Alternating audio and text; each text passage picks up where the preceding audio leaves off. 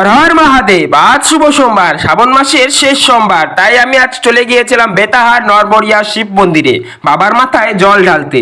এবং গিয়ে দেখি মন্দিরটি আগে যেরকম ছিল তার থেকে নতুন ভাবে তৈরি করা হয়েছে।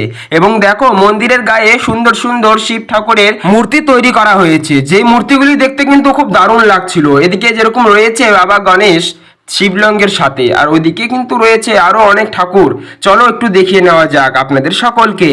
আর একটু এদিকে যেতেই দেখি যে আমাদের এই বাবা ভোলেনাথের দরবারে যে ভিড় হয়েছে। আর হ্যাঁ, মন্দিরটা কিন্তু খুব সুন্দরভাবে সাজিয়েছে, বা মন্দিরের গায়ে সুন্দর সুন্দর রং এবং লাইট দিয়ে আরো বেশি সুন্দর লাগছে। আর এদিকে আমাদের নন্দী মহারাজকে একবার দেখে নেওয়া যাক। নন্দী মহারাজকে এই পাশে রাখা রয়েছে এবং খুব সুন্দর লাগছিল নন্দী মহারাজকে দেখতে।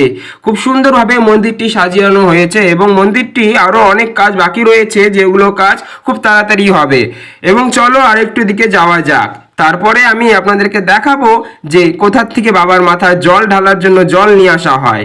তো চলো যাওয়া যাক। তো আমি এই ভিড়ের মধ্যে দিয়ে সোজা চলে যাব, সোজা একদম নদীর ঘাটের দিকে।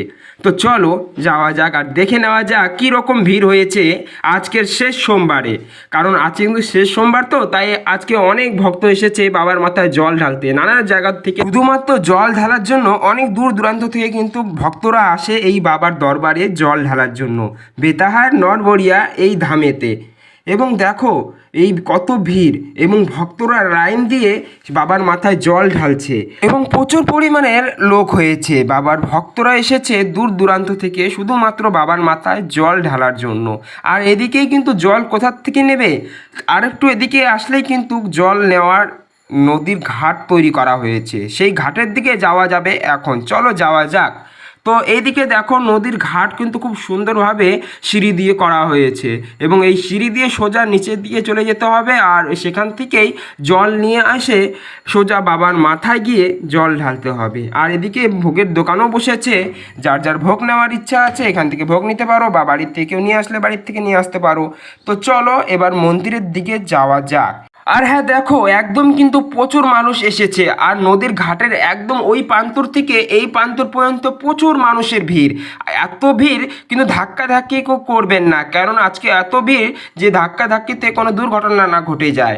এদিকে কিন্তু মন্দিরে আমি চলে আসলাম, আর মন্দিরে এসে দেখি যে মন্দিরের ওইদিকে কিন্তু সুন্দরভাবে লাইন করা হয়েছে। চলো এই লাইনটা একটু দেখে দেওয়া যাক। এই যেদিকে সুন্দরভাবে লাইন করা হয়েছে, এবং ওই লাইন ধরেই কিন্তু আসতে হবে বাবার মাথায় জল ঢালার জন্য। তো ভালো থাকবেন, সুস্থ থাকবেন। আজকের ভিডিওটি এই পর্যন্ত, দেখা হবে নতুন কোনো ভিডিওতে। হর হর মহাদেব।